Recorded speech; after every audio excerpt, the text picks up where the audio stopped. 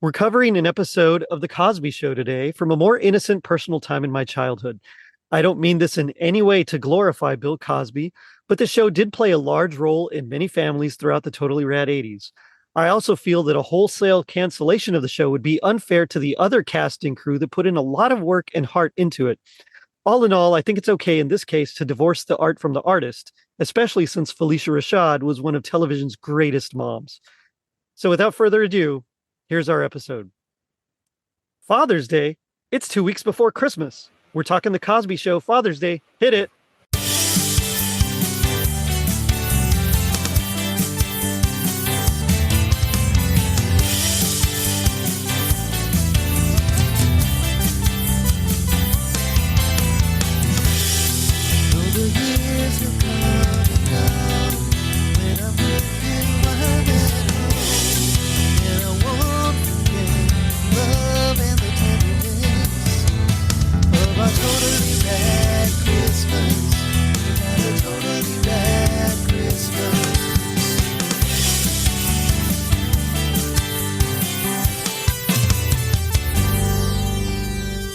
It was 1984. Prince wanted us to go crazy. The Ghostbusters asked us who we were going to call. And the Cosby kids got their dad Father's Day presents for Christmas, or Christmas presents for Father's Day. I'm your host, Jerry D, with another episode of Totally Rad Christmas, the podcast that talks all things Christmas in the 80s. Toys, movie specials, music, and fads. If it was gnarly during Christmas in the 80s, we got it covered. Now, joining me are two Totally Rad Christmas All-Stars and Ratty winners. My first guest you'll know as a host of the Lost Christmas podcast, it's Jeff Lofton. Jeff, how's it going? It's going absolutely peachy. How are you doing, Jerry? You know, my allergies are rough, but I'm making it. So well, other than we that, are in good. Texas, so you know. It's that time. That's right. That's right. Yep. The cedar's gonna blow, and yeah, and the weather's gonna hate you. And so is my nose. Yeah, exactly. So it's good to see you, man. It's been a long time. You too. Now, my next guest is one of the hosts of Now Watch This. It's Joe Martinez. Joe, what's happening? Jerry, it's great to be back on Totally Rad Christmas. And again, talking The Cosby Show, I feel honored to be able to talk this show with you, to be able to get to this show this far in Totally Rad Christmas. I can understand why it took this long to get to it, but, you know, this was a staple of our childhood, wasn't it? Yeah. Yeah. I mean, and when you think about TV moms, really, it's like, you know, Miss Brady, you know, and like Felicia Rashad, Claire Huxtable was like one of the other ones up there. So, yeah, I mean, I feel like at least in their honor, and then of course with the passing of Malcolm Jamal Warner this year, I really, really wanted to cover it. So, but before we dive into that, just like Carol Kane did to Bill Murray and Scrooged, I want you to hit me with the toaster. So I'm going to ask you a few questions and just hit me with the first answer you can think of. Okay, you don't have to think too hard about it. So let's say that you're making the Cosby Show with Muppets. Which Muppet would you cast as Cliff? Gonzo. I like that. You said first, so that's great. I love it. I love it. Yeah. I feel that Cliff, I hate to say it, but he'd be one of the cranky old men. Cliff would fit in perfect in the Muppets, sitting at the top, being one of the cranky old men talking about Statler. The show. It's got to be Statler, sure. Right? Yeah, totally. All right. Okay. What would you title a Hallmark movie starring Cliff and Claire Huxtable? Oh man, I don't know about you guys, but they were like well, at the time, the perfect couple. As a husband and wife, I don't know how many cues that I feel like I've taken from Cliff Huxtable as a husband in this show. So maybe the perfect couple. The perfect couple? Okay. I would say I'd have to make it something kitschy. Maybe like OBG White Christmas. Because he's yes, he's an OBGYN. That's right. Yeah. I was thinking something like "Don't Sue Me, Doc." To try to work in both their. I don't know. Yeah, that's terrible. Putting that's their right. Meet cute like lawyer and a doctor. Oh yeah. Okay, and finally, let's say you wake up one Christmas and you find that Claire Huxtable is your mom. What gift do you hope she gets you for Christmas? Not a sweater.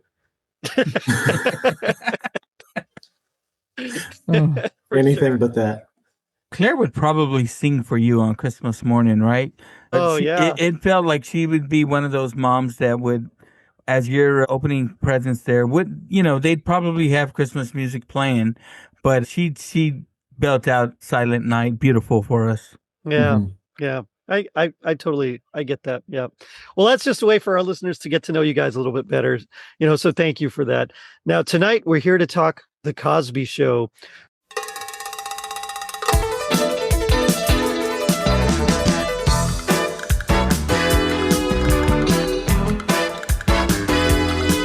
What do you guys remember about The Cosby Show? Like, what's your history or experience with it? Why don't we start with you, Jeff?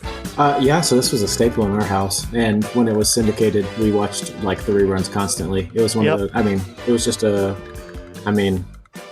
current events aside, it was like a staple from a wholesome family. Like, it was, right. and it had working parents. Like, both my parents worked. And so that was relatable too. Like, anyway. Yeah, lots of siblings, and they dealt with like complicated stuff too, which was nice. Yeah, all kinds of complicated issues. So yeah, I mean, we watched it all the time. Like, this was a Lofton family household show. My parents loved it. My sister loved it. So I grew up on it. For sure. And that's kind of rare when the whole family can watch something. So yeah, especially a sitcom. Usually it doesn't hit all the different graphics, but yeah, exactly. It hit like everybody in our house. Yeah, same with us. What about you, Joe? I gotta say, I remember Bill Cosby from his Bill Cosby Show, where he did a lot of like drawings and stuff, maybe a little bit from the Fat Albert Kids. I know I grew up watching the show. Like, I'd be lying if I said I watched the whole thing, but like you guys, later on in syndication, I did pick up on it. Unfortunately, probably one of my first recollections of my taste of Cosby was through Eddie Murphy on Eddie Murphy's Raw, which is horrible to say, but it's the God's honest truth. My parents were big into VHS, and when I got my hands on their Raw VHS, Eddie Murphy's Raw, it was awesome. But that was my first taste of Cosby. Now, I've grown to love Cosby, as a guy that for a good chunk of my childhood, my dad wasn't around. Cliff Huxtable was everybody's dad, right? I to be honest, I felt like Eddie Murphy said in that show is like, you feel like one of the Cosby kids when you're watching it. Well, especially at our age, right? Well, back then, yeah, for sure. Definitely. And I'm right there with you guys. This is one we watched it all the time. I know, like in the early 90s, I don't remember as much. So with Pam, when she came out in like season 8, that's when like I start to kind of drift away a little bit. But seasons 1 through even 7, I'd say I really was into the spin-off show, A Different World, like a spin-off of it where Denise goes to college. So we watched that. I mean, it was huge. And it was something like the family dynamics we could kind of relate to a little bit. And just everything about it was pretty cool. And the fact that they were like a lawyer and a doctor, that were married, like, wow, that's power couple, Right. Yeah. And the other thing that makes me laugh now that I think about it is like they knew their professors. They would invite their professors over for dinner, and they would hang out with like the dean, and the dean would remember them. And I'm thinking that cannot happen like nowadays. Like my graduating, not graduating class, because they go by college, but like the college was huge. I mean, it was like a 3.5 to almost 4-hour ceremony. So it's like, there's no way the dean's going to remember 2 different students. I mean, yeah. But I always felt it was just fun, right? Especially in season 1, they would like role play when they were trying to teach Theo different things. Like they, pretended they were like, one was a waiter and one was like a landlord. The house was a business. That Theo had to rent his furniture, and they would all like get into character and stuff like that. I love those episodes of them. Yeah, stuff like that, and then they would do Halloween episodes, and they would do making their own haunted house, and just all sorts of fun stuff that I remember. The show itself ran from September 20th, 1984, all the way through April 30th, 92. It was on NBC. Carsey and Werner, the production company that did it, they actually pitched it to ABC, who passed. and Can you then imagine? NBC picked it up. Can you imagine, like, after it was so successful, they were like kicking themselves, I bet. Mm-hmm. I know that Cliff and Claire were originally meant to be like blue collar workers. I think Cliff was going to be like a limo driver and Claire was like an electrician or something like that.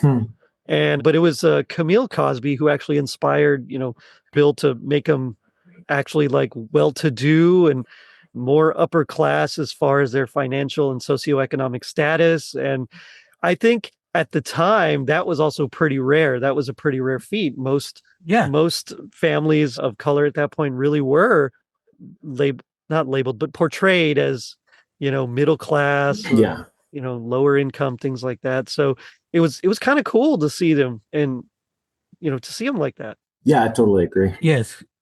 Yeah. I think before that, Jerry, you're looking at maybe like the family portrayal in Good Times and stuff, and right. the dad's a super, Mm-hmm. he's a super. So it was.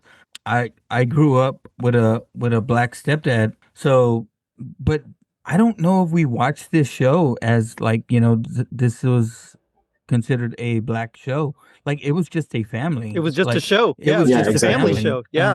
But one of the things that I did love about the Cosby Show was, as a kid, it turned you on to so many different people. Stevie Wonder was in a show. There was a ton of guest stars. Lena Horne, man. B.B. King.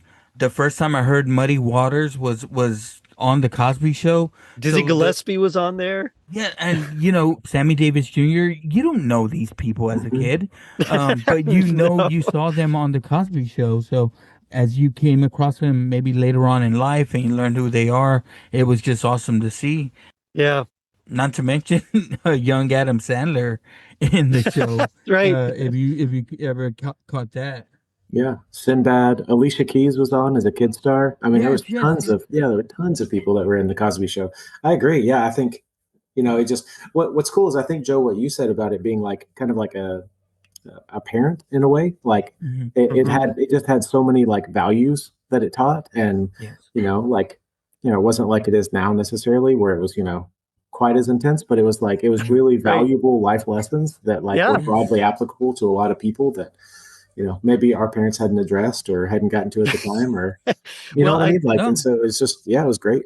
Totally. I learned not to hop on a bus and drive like a couple of states away to go see a band play, fun. To go have big fun. Big fun with the wretched. That's right. I learned not to do that. No, but seriously though, to your point, it's right. Like they taught more life skills. You actually got to see some of like the repercussions and ramifications of their decisions. Like when Theo pierces his ear, he just has like a friend do it. So it's super infected and like he doesn't take care of it. It's like things like that you're like, oh wow, there's like there's decisions that I make that could have lasting effects. So if you watch it now as an adult, Jerry, like you see, because we saw it as a Cosby kid, right? But you watch it now, and now you see everything from Cliff's perspective, and you're like, man, why are they eating all those chips? And just the little things that would drive him crazy, right? or trying to sneak in a sandwich, an extra sandwich, so your wife don't get mad. We've all been there. Oh man, the one where he has like the doctor's appointment and he had like a binge kind of situation beforehand, and like two liters of chocolate soda and like I don't know how many hoagies, and I mean yeah, good stuff. The theme song "Kiss Me" was composed by Stu Gardner and Cosby himself, and that's one of the iconic like 80s theme songs you hear and you're just like let's get into it. For sure. Now we're going to be talking today about season 1, episode 13, Father's Day. This aired December 13th, 1984. I was actually hoping to cover it during Father's Day, and then life happened. And so, but I still wanted to get it in, especially with Malcolm's passing. So I say, let's jump into it and see where it takes us. The episode begins with Cliff making himself breakfast in bed. And I've made breakfast in bed. I've never put a rose in a vase. No, that was very popular in the 80s. So. Like the boiled egg in the little cup, that makes it stand up. And I mean, it's like this is a full-on like Mother's Day type breakfast in bed. Yeah, easy breakfast. That was not what I would get myself. No, cereal, Two moving parts. Yeah, cereal and Pop-Tarts, and like that was it. Something you can hold in your hand, right? That's right. But like there were croissants, and he has a gooseberry kiwi jam. I mean, so confused by that. So confused by that. I was looking it up because I don't think I've ever really eaten gooseberries, but apparently they have a kiwi-like flavor. So it's almost like if you were to mix Starburst and Skittles, they taste the same, man. It's the same. Citric acid. That's right. What's your favorite food? Well, I take Skittles and I put it between 2 Starbursts. You know what I call it? Skittle sandwich. That's pretty good. No, I call it Andy's Mouth Surprise. It's nice because the flavor of the Starburst really bring out a similar flavor in the Skittles. Yeah, I gotta say, like for whatever reason, this is before Malcolm's passing. I got back into a kick of watching old Cosby episodes. He's always cooking some weird stuff. Like there's one episode where he's cooking, I believe it's a eel soup, and they're like, "This is great, dear," and everyone's eating it, and he won't tell them what's in it. And then they're like, "What is it?" And he's like, "Eel." Eel. Like, or turtle soup or something like that. So man, this weird breakfast don't faze me at all. Well, and you can tell they have more refined tastes because there's a time where they're making beef Wellington. Mm-hmm. Like that's a whole thing that's involved. Yeah. And no, not here. No. But the croissants at my house that came from like the Pillsbury can package. Right? Yeah, crescent rolls. They weren't even real croissants. They were crescent rolls. That's right. It's exactly Saturday and Sunday mornings. Everything's in a tortilla here. Yeah. Yep. Right. Or that. Yeah. Because you just throw it in a tortilla and it's biscuits, a to-go item, right? Yeah. Yep. That's great. Exactly. So Claire wants him to share, and I love their dynamic because they do tease each other a lot. Yeah. Yeah. So he breaks off like this tiniest piece and spreads like just a little bit of the jam on it, and she takes it and sticks it on his forehead, and it's so the interplay between the two it's just fun to watch, and it feels natural, and you can tell they do have a lot of chemistry. Mm-hmm. Yes, but agreed. But so she steals a kiss, and in the meantime uses it as a cover to steal a croissant. Yep. And this is where Rudy interrupts them. Yeah. She's like, and okay, I know we're all dads here. I know you guys have heard this when the kid's outside and they just say, "I'm up." Yeah. Can I come in? That's right. Yeah. Yeah, usually my kids don't even knock. They just open the door. Oh, just open the door. Yeah. The Cosby kids were so well behaved and so mannered, right? Yeah. My kids, it's usually a little bump at the door. Yeah, they just barge in. Yeah. Yeah, I don't even know they're there till I feel someone climbing over me, and then okay. Either that, or it's like the serial killer stalker, like wide eyes staring right next to you. Like staring at you on the side of the bed. Yeah, that's right. All right, paranormal activity. That's right. Exactly. It's like, let's get you back to bed because I'll go to sleep 3 hours from now. That's right. Got my adrenaline going. Yeah. Well, but we've also been there in the morning. You're like having a moment, and the kid just walks in. It's yeah. All right, well.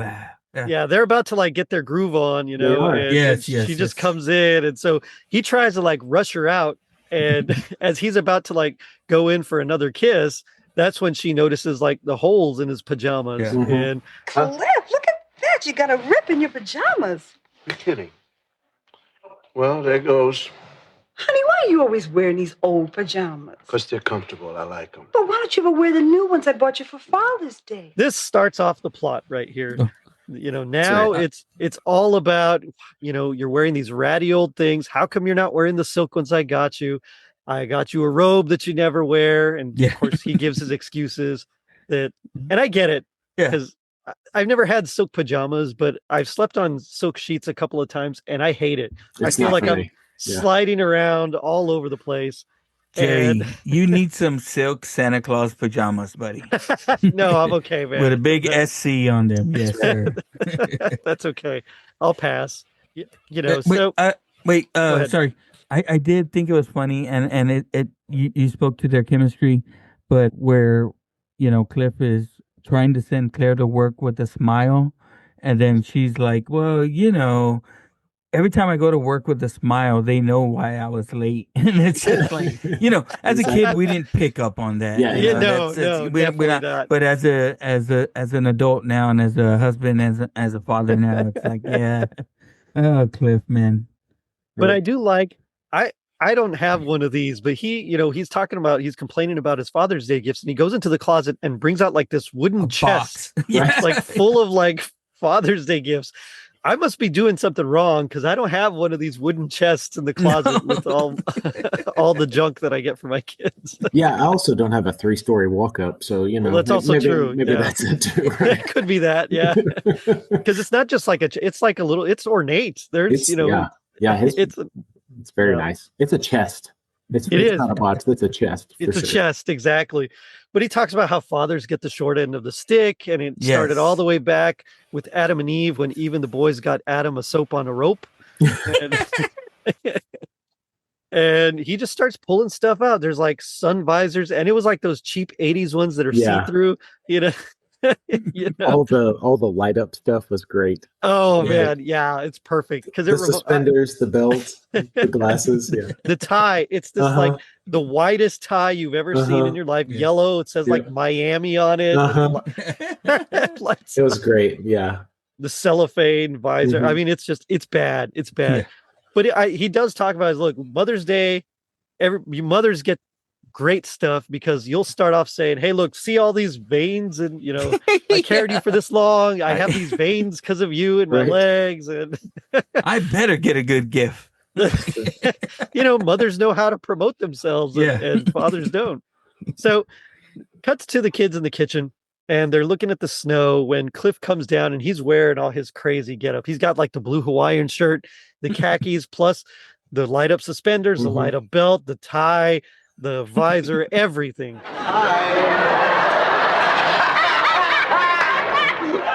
get down there. All right. You look like Times Square.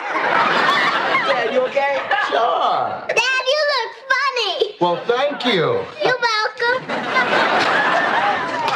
Good morning. Good morning, Denise. What's going on? Oh, nothing? Daddy, are you going to work like that? And they just start laughing at him, and I don't blame him. I would too. I don't either. Yeah. Yeah, it was great. Yep. It was I can relate from like a t-shirt perspective. My kids like to get me t-shirts, which is great, right? Like I wear them to like work out or to sleep in, but that's about it. And they do get me books and stuff, but I've never gotten any light up suspenders though, which I might actually appreciate at this point. I can't say I've ever gotten light up suspenders, but it does remind me of some of the early gifts I got when my youngest was like 2 and wanted to pick it out for me. I did start like just a little wish list on Amazon, as like a hint, like, oh, look at this. You might think about getting me something from that, or I wonder where Cliff would have made his wish list. Would have been like Sears Roebuck catalog, or probably it would have been a hoagie. that tool place. I don't know. Was it Charlie's? No, I don't remember what it's called, but there's a tool place he always goes to. Yes. And Claire calls ahead and tells them not to sell him anything. That's right. So it might be there. But they're laughing at his outfit. Denise comes down, and this is where he tells him, look, I just want you to think about who I am. Like, think before you buy me a present. Like, you've known me your whole life. I'm your dad. But like, you buy gifts for me as if you've just met me. He's like, I was sitting there all day on Father's Day, and at 4:00, somebody said, "Is the mall still open?" That's right. I mean, it is what it is, right? Yeah. It's like, I appreciate it if I get that. Yeah, that's right. True. Yeah. Let me sleep in. It's like, I know. Yeah, it's the little things now. Let me sleep in. Because it's not even. I feel like Father's Day needs to be like during football season. Maybe it's just me, but let me sleep in. Let me watch football and just watch the game. That's it. Yep. That's a perfect Father's Day. But instead, it's like in the middle of summer when it's like there's nothing going on. Maybe like a baseball game, maybe. But you got to get up, get the barbecue prepared, so that you can cook outside. That's right. You go out for Mother's Day, your own meal. You grill it for yourself on Father's Day. Yeah. But so Theo's making excuses like, "Hey, it's because like Father's Day and your birthday, they're just too close together. I don't have the money. And Cliff says, Father's Day's in June. My birthday's in October. Yeah. And, it's like your excuses aren't quite jiving, but Yeah. I like how Denise mentions, hey, we all pitched in and got you that great Walkman. Yeah. Hey, wait a minute. Last year we chipped in with Mom and we got you that Walkman. And I enjoyed watching my Walkman walk around with you all. Yab's back. Like, hey, well, okay, yeah, that was great, but I love seeing you guys walk around with it because I never get to use it. Right. I like how Vanessa's like, if you plan it right, you can get him 2 gifts. I got a shirt and tie set. I gave him the shirt for his birthday and the tie shirt for Father's Day and the tie for his birthday. And there you go. This Cliff, is always smart about everything. The shirt was too small, and Rudy took his tie and used it as a jump rope. Yeah. Which been there too. So yeah. And then he said something to Theo about don't get him the matching suit for That's right. That's right. Yeah, he and Theo, he goes to the living room. He tells Theo, like, look, the difference between you and me is that. Now, would you go out in the street looking like this? No. See, there's the difference. I would go outside looking like this. Why? Because my children bought this for me, and I love them. Now, one day, you're going to become a father. You're going to get all of these things for Father's Day. Why? Because I'm coming over to your house and I'm selling these to your children. That just, you're going to be in this situation later on because when you're a father, I'm going to sell all this junk to your kids and they'll give it to you. Hey, I don't know how many looks I've gotten by the countless shirts that I've gotten for my kids, and I don't care. I'll wear them with their big picture on the front. I got that wife collage picture T-shirt, and I wear that out in public. I really don't care. I'm that dad. I'll go out there. So Theo goes back into the kitchen. This is when he says, look. Well, I say we could be the first kids in history to actually get our father something he could really use. Yeah, we'll be like pioneers. Why don't we start looking today? Are you kidding? Come on, Denise. It's a great idea. All right. I'll go ask Mom if she'll take us shopping after school today. I'm getting them tennis balls, and I don't care what they cost. We have to do a better job of getting presents for Dad. And so he convinces them all, like, let's go get him some gifts. But I do like how Vanessa recalls, like, when Mom gave her $20 to buy him a gift and she got herself a $16 bracelet and him some $4 cufflinks. Yep. Like, Vanessa really is the crafty one out of all of them. She knows what she's doing. Yeah. So now we come to the actual Christmassy part of this whole special. They're Christmas shopping. They've been at it for, I think, 3 hours already after school. And it's the kids and Claire, and they go to this place called Schmidhauer's, which is like a specialty store. Yes. And, I like how the lady asks, hey, do you have something in mind, or would you like me to show you some of our more popular Christmas items? And Vanessa says, oh, this is for Father's Day. And the sales lady says, avoiding the rush. That was great. We're looking for some gifts for my husband. Did you have something in mind? Or would you like me to show you some of our more popular Christmas items? Oh, this is for Father's Day. Avoiding the rush? That got me the chuckle to myself when I was watching it. Yeah. Same. No, it's her joke on the way out too. She's like, I'll see you guys in June when you're shopping for Christmas. That's right. Yeah. But like Theo finds a $300 set of tools that he's into, and he asks how much. He says, $300. He says, I saw these same toolkit on TV for $20, $19.99. And she says, well, the tools are $19.99. The Schmidhauer name is $280. That's right. Hey, excuse me. How much is this? $299.50. For a toolkit? It is the complete home toolkit. Now, I saw the same thing on TV for $19.95. The tools are $19.95. The Schmidhauer name is $280. I'll just take the tools. They're not sold separately. Which all I could think of was Disney. It's Any license. Slap a Disney character on it. That's right. All of a sudden the price jumped like $30-$40. But Denise luckily talks Theo out of getting the tool set because Dad likes to fix everything, but then he's going to need a helper, and then now your weekends are gone. There goes your weekends. Yeah. But I did like it. Like there was snow outside, there was some Christmas decorations in it, and so it actually felt Christmassy at this time. It did. I agree. The rush of the mall and everything, or the shopping center. Yeah. Yep. Don't forget the foot warmer. That was great. Oh, those were awesome. When the lady said yes and shaking her head at the same time. Yeah. There's some legit cool stuff in there that I'd never use, but I'd love to go look at. It's like the sharper image, right? Yeah, sharper image. Montgomery Ward, like any kind of large, like weird. Yeah. With everything. Yeah. Yeah. Ooh, totally. Montgomery Ward. Wow, that's a throwback. There's a blast. Montgomery Ward. That's where my parents got my Matchbox Voltron set. Oh. So they had it on layaway, and they just put money every month, and that was a cool present. You remember stuff like that, right? Yeah. Do they still? I think they still have layaway some places. Yeah, I think it's the no credit, basically like their own credit card, but you don't actually get a credit card. Right. Amazon has a similar thing like that now, where it's like it's not really layaway, but it basically is. But it kind of is. Yeah, it kind of is. So yeah, man, good times. For real.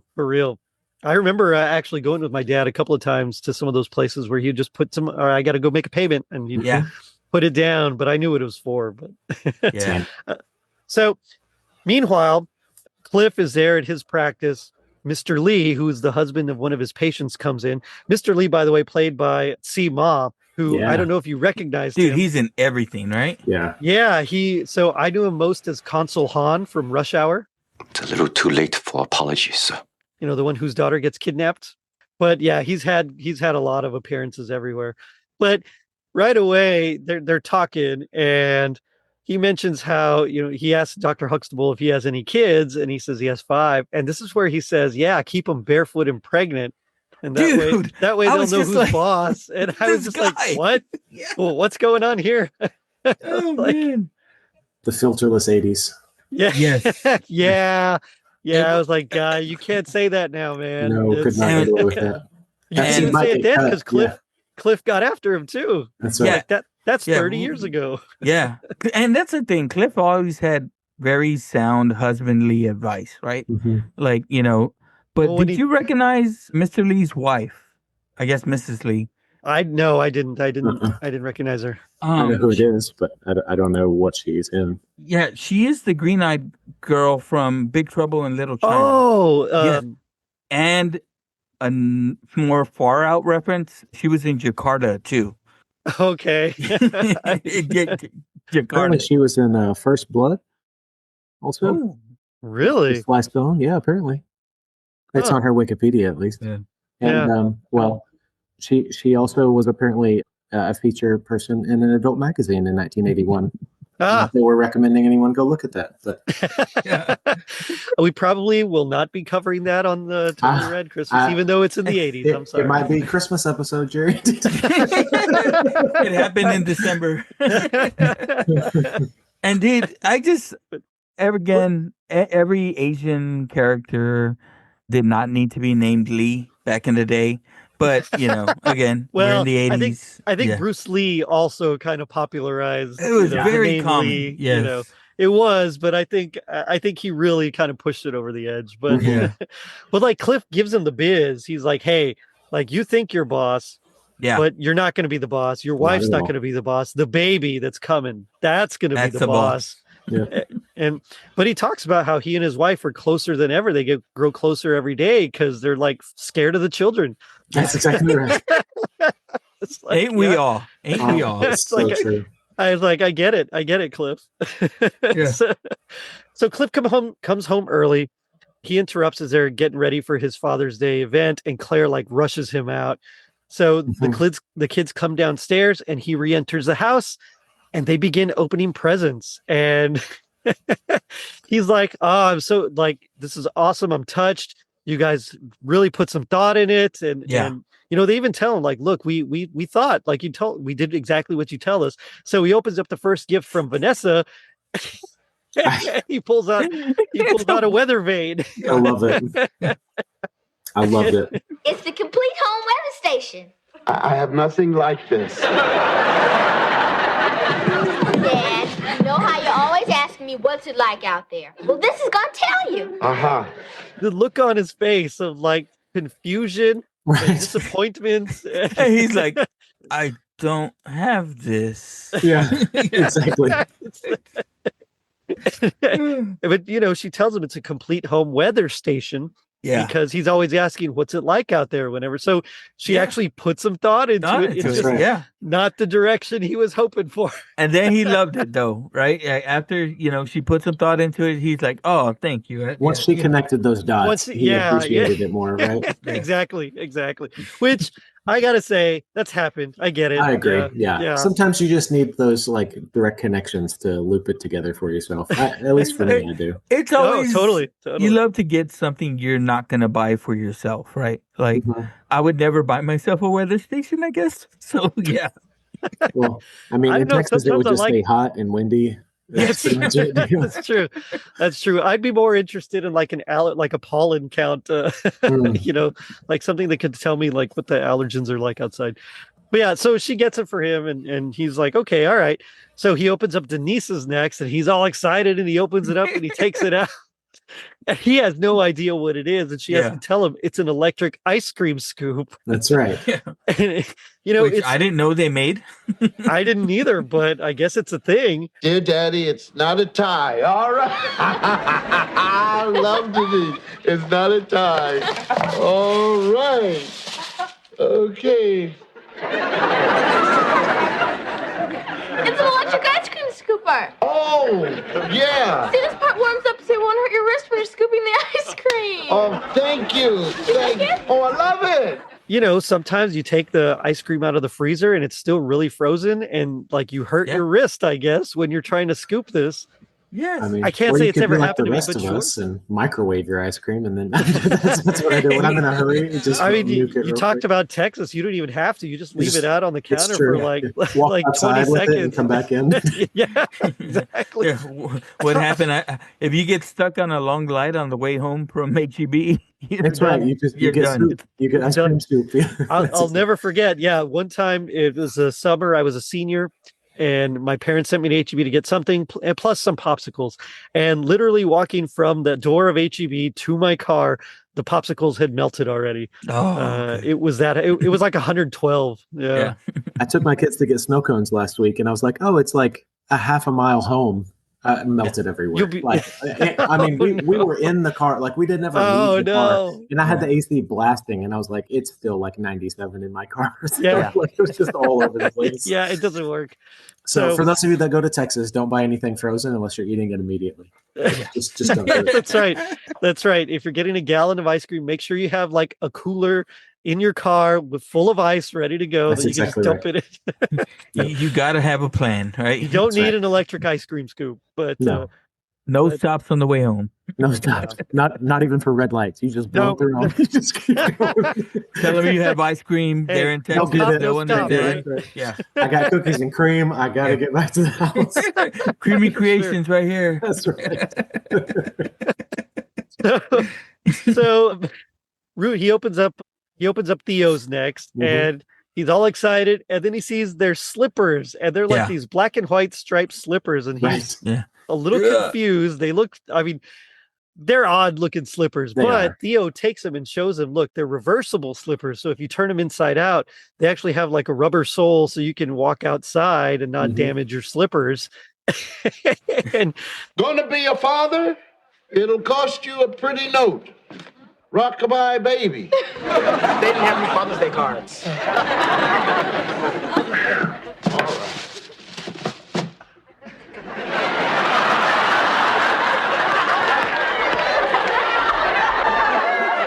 Slippers. They're not just slippers, Dad. You know, when you have to go outside in the morning and get the paper when it's raining? Uh-huh. Now all you have to do is this. Rubbers.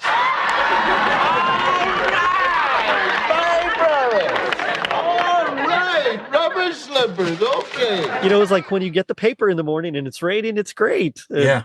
So he likes it. Again, he's like, you guys really put some thought into this. It's cool. Yeah. I gotta imagine up north, that's when it's snowing, stuff like that, those are usable, so yeah. My only thought was we don't really get papers anymore, but if they're reversible, you really never using them without the rubber soles out, right? Right. I mean, pretty much, yeah. Because otherwise, you're like got rubber on the inside of your that can't be comfortable. Especially here. Yeah, I think this is one where Theo just like flipped them inside out on purpose, and I was like, "Hey, look, they're reversible." I mean, that's in line with Theo, I think, right? Totally is. Yeah. Smart. That's smart, Theo. Like, these are definitely reversible, and I'm not just making that up right now, right? And Rudy, she had mentioned earlier she wanted to get him some tennis balls. And so she does. She gets him tennis balls. I don't care how much they cost. she does say that. Yeah. I hope I got the right size. Right, that's right. I hope they're the right size.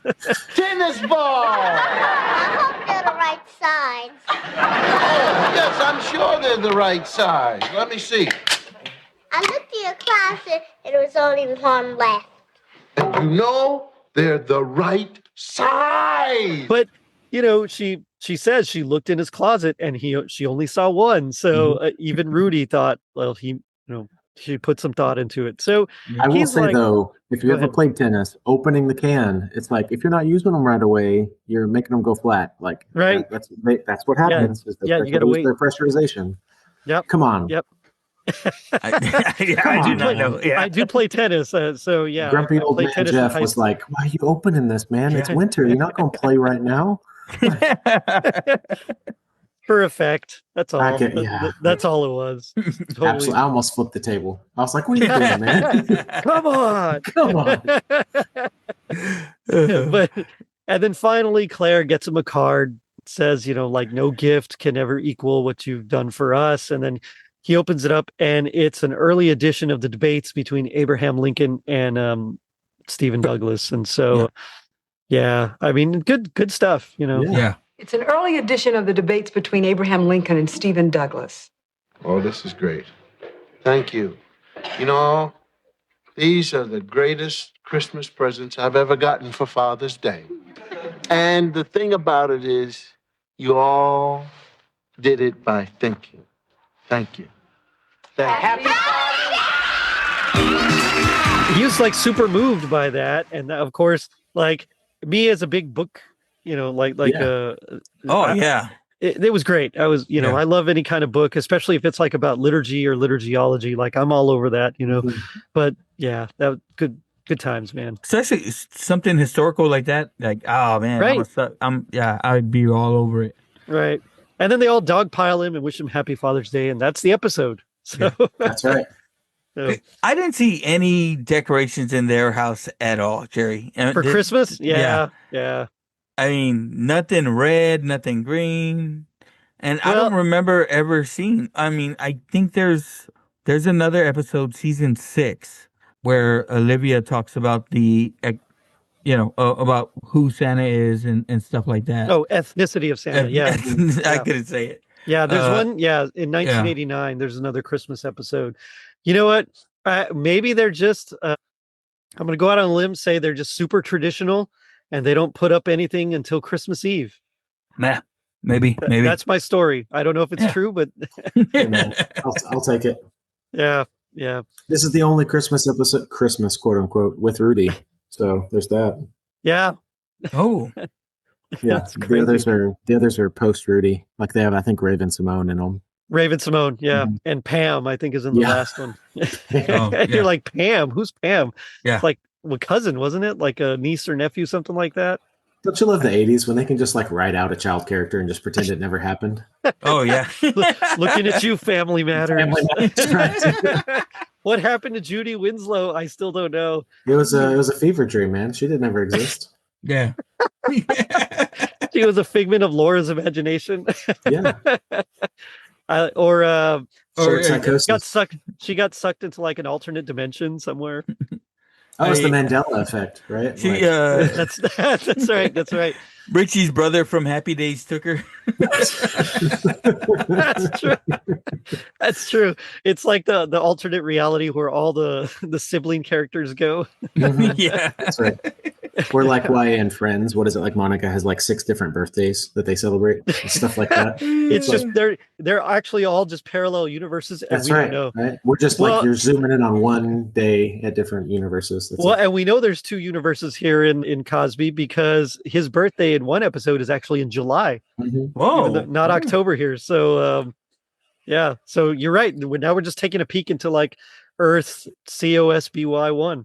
That's right. I don't know. I love the like sitcoms because they have so many different writers, right? So you just like never know who like submitted an episode and didn't know. Like they could have submitted like a birthday episode like years before, and they're like, hey, yeah, we'll and then they just dusted it off. Yeah, they just don't care. They're like, hey, we need some crappy. Yeah, there's no continuity at all. None whatsoever. Well, it's just like in season 1, Sandra goes out with.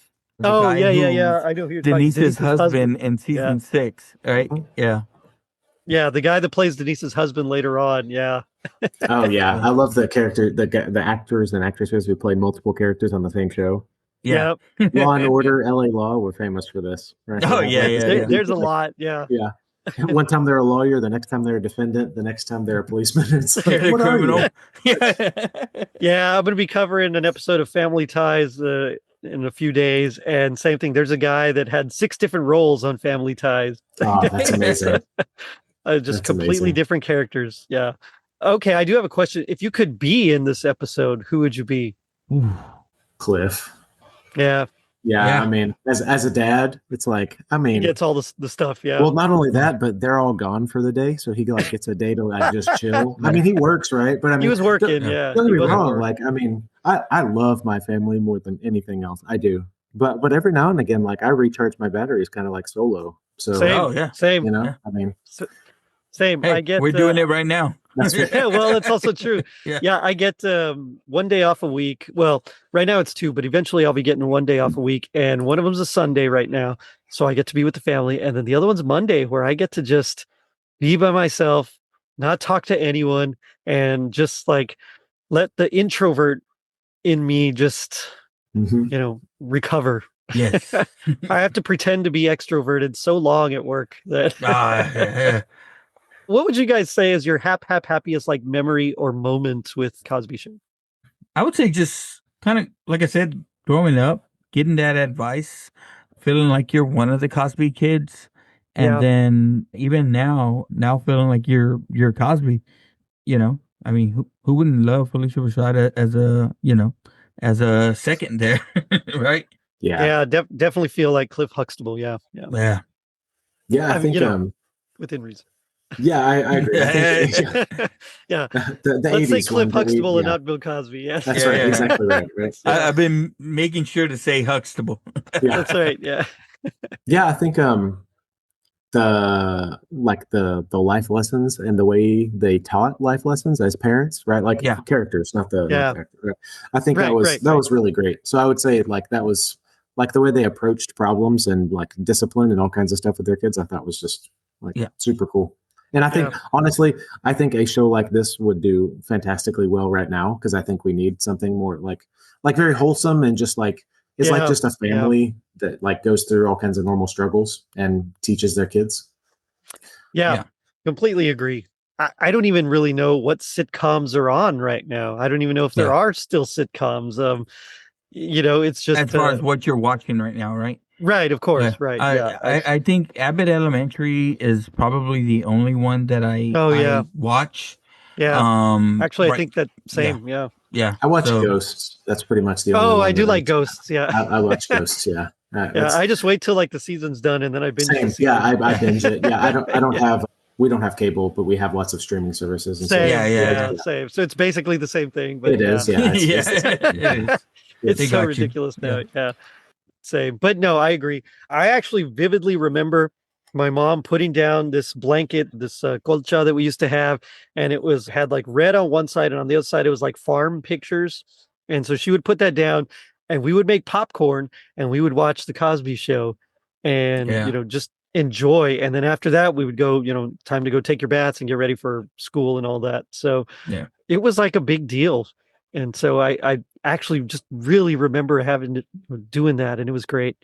But now we come to my favorite part of the show, which is a little segment I call Gag Me with a Spoon, where we do our best impression of our least favorite part of this episode. As a guest, I'll let you go first. Just kind of set up the scene for us, and whichever one of you would like to go first is fine. I'll go first. Yeah, I don't mind. So this is Theo. He's talking about the Miami necktie, right?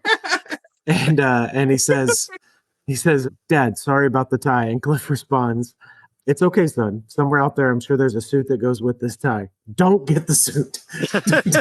That's right. But as Jeff, I look back on this and I'm like, I kind of want that suit now. I know. I kind of want it. I kind of want to see the suit. I don't know if I want it to hang in my closet. I don't want to ever put it on. Right, exactly. It's definitely a Gordon Gartrell suit. That's right. Gordon Gartrell. That's a classic Cosby episode. Yeah. I think for me, and again, earlier it was the Keep 'Em Barefoot and Pregnant by Mr. Lee. But that's a bad line. Yeah, being in the Cosby form, just because we've all been there, it's when he tells Rudy, "Your mother and I are playing right now." That's right. That's a good. And I actually went with the line from Vanessa. This is after he comes down and he's wearing all the gear.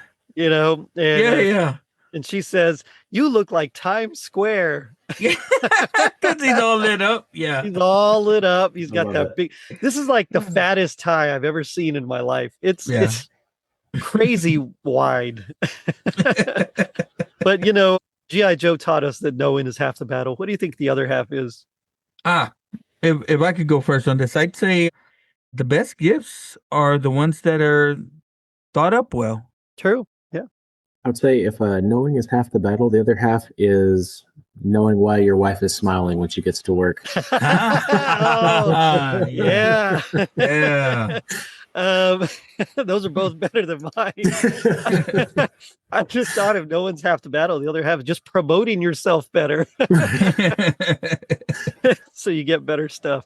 That's right. Yeah. Cosby Show is great. I mean, this thing won won 6 Emmys, 2 Golden Globes, 3 Image Awards, a Peabody, 11 People's Choice Awards. Mm-hmm. And I do want to cover A Different World. Maybe you guys will join me for A Different World Christmas episodes. They had a few, but there were some that were really good. So I'll loved Dwayne Wayne, man. If you didn't have those flip up sunglasses, or try to get those. Yeah. Right. Yeah. As there was a kid an with episode glasses, yeah. Oh, same. Yeah, always Yeah, they're like perfectly round, right? And then you just flip them up. Yeah, there was an episode of Psych where it was like with the werewolf, or was supposed to be a werewolf. It turns out it was a big hoax, of course, because it's all fake in Psych. But there was a guy shows up and he thinks he's a werewolf. He's completely like naked, just hiding himself with like strategically placed balloons. And so Gus says, "Hey, I have a Halloween costume that you can borrow and go put it on." So he comes back and the guy's like, "Who am I supposed to be?" And he's like, "That's Dwayne Wade." Dwayne Wade, yeah. So, it's good stuff. But guys, this has been fun. Tell me about your shows and anything else you want to plug. Let's start with you, Jeff. Yeah, so I host the Lost Christmas podcast. I talk about history, mystery, recipes, all kind of the hidden world of Christmas that you might not know, kind of why we do the things we do. Yeah. I talk about lots of characters around Christmas too, stuff you might have known, stuff you might not, from all around the world. You want to know about stuff from Southeast Asia to Western Europe, Eastern Europe, South America, I try and dig in. Come along. I'm on all the podcast providers you can find. Got a YouTube channel now too. That is slowly being populated. Don't go check right now. I think I have like one video on there. Right. But if I will promote, I would promote the Christmas Podcast Network. A lot of great people. Tons of great podcasts, no matter what kind of stuff you're looking for. But you can find me at lostchristmaspodcast.com is the website. And I'll also continue to check out Jerry's stuff and Joe's stuff. They make great content. Well, we didn't go too far into the weeds tonight. I'm hoping. I know. I'm disappointed in myself. I know. I the furthest I could do was alternate reality. I'm sorry. We'll come up with something next time. I promise. Different for a different world. We'll do it for a different world. Yeah, for sure. We'll some bonkers theory that That's right. I'm working on it already. What do you think, Joe? Well, I'm the second host of Now Watch This podcast. We cover movies, books, everything from the 70s through today. We don't just cover the mainstream movies. We go back in the day. We cover old 80s classics such as Porky's. Yeah, they're not always that dirty, but we cover more of the stuff that we loved, and we kind of give it to you from the perspective of two dork dads that just, we dadded up, we like movies, and we try to hit it from that perspective. In Halloween, we get into the spooky stuff. For Christmas, while we don't try to step on Jerry or any of the Christmas podcasters' toes, we do like to cover a lot of the Christmas stuff. But, we've been lucky enough to be on Totally Rad Christmas. I believe we covered Back to the Future, right? Yeah. The cartoon. So it's always fun to join you guys. I love the Christmas Podcast Network. I love all the shows on there. I'm looking forward to the Burr months coming up. So, I'm glad to be on, glad to be able to contribute, and hoping for another Ratty. You never know. Yeah. Usually when Jeff's on, we, as I mentioned, we do like the most bonkers theory. So, this could be nominated for alternate dimension universe full of siblings. That's right. We did get a little bit into the weeds, but not too much. Yeah. TV siblings, That's right. Yeah. Next time we'll talk about how Dwayne Wade is a magician or something. I don't know. We'll figure it out. We'll workshop it. Mm-hmm. But guys, thanks again. Definitely go check out Lost Christmas. It's one of, Jeff, you're one of the most knowledgeable Christmas podcasters out there. It's awesome. I love it. And your story that, I can't wait, to purchase a copy of that and when that's out. So great stuff. And Now Watch This is also really fun. We even talked about Once Bitten, which is one of my favorite so good. vampire, 80s vampire movies. So yeah, good stuff, man. But on that note, let me thank you again. And I'll end it with, these are the greatest Christmas presents I've ever gotten for Father's Day. So check us out on our social media pages, which you can find at linktree.com/totallyradchristmas. And if you're feeling like Cliff getting an early edition of the debates between Abraham Lincoln and Stephen Douglas, leave us a review on iTunes. It helps us reach more people and spread some rad holiday cheer.